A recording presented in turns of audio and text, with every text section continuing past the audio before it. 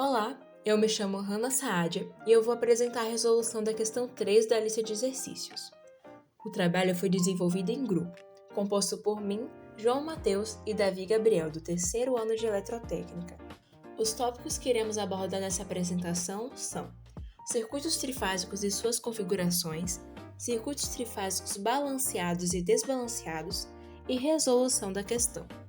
Para dar início à apresentação, vou falar sobre os circuitos trifásicos e as suas configurações. Circuitos trifásicos são aqueles que possuem 3 correntes e 3 tensões com um ângulo de defasagem de 120 graus entre si, em um circuito ideal.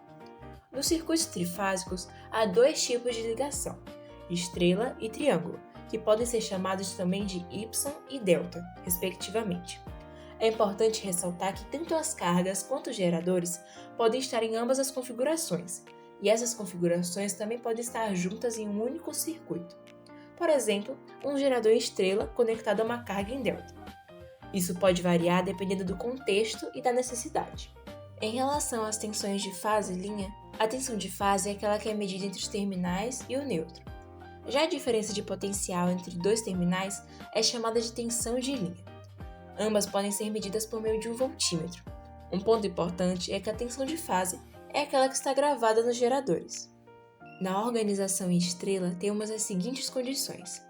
Como pode ser visto na imagem, esse circuito é organizado em 3 cargas, em que os terminais A, B e C estão conectados a um ponto único, o neutro, que só está presente nos circuitos em estrela.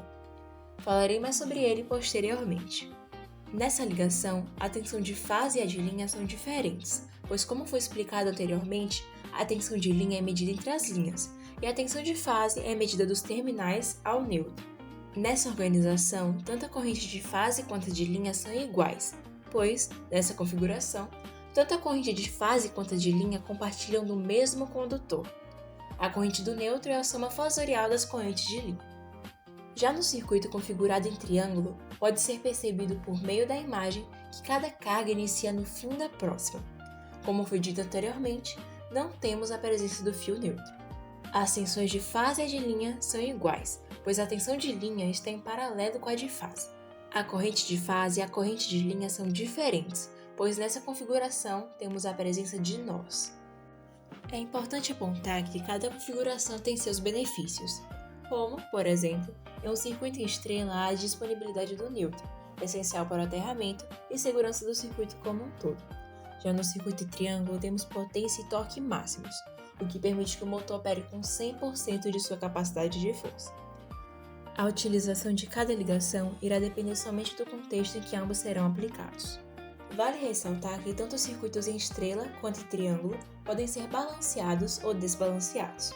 Um circuito trifásico balanceado é aquele cuja defasagem entre as fases é sempre de 120 graus e todas as cargas conectadas ao circuito são idênticas.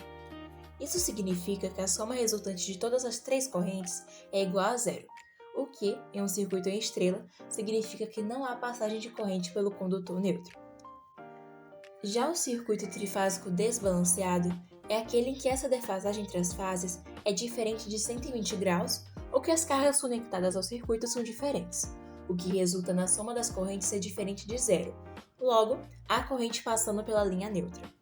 Agora, vamos à resolução da questão. Ela diz: o circuito da figura é ou não um sistema trifásico equilibrado? Explique. Pode ser percebido que até os pontos A, B e C, a impedância das linhas são iguais. Logo, os cálculos das impedâncias serão realizados apenas com os elementos que estão depois desses pontos de cada linha. Agora, com o auxílio de uma calculadora, realizamos as transformações dos valores das impedâncias da forma retangular para a forma polar, para podermos visualizá-los melhor. Linha 1. 7 ohms mais J 28 ohms é igual a 28,86 ohms com angulação de 75,96 graus. Linha 2. 17 ohms mais J 18 ohms é igual a 24,75 ohms com angulação de 46,6 graus. E linha 3, 17 ohms menos J 42 ohms é igual a 45,3 ohms com angulação de menos 67,9 graus. Após a realização dos cálculos e a análise dos valores resultantes, é evidente a diferença entre os valores das impedâncias. Logo, pode ser constatado e provado por meio dos cálculos que este circuito está desequilibrado. E com isso, encerro a apresentação.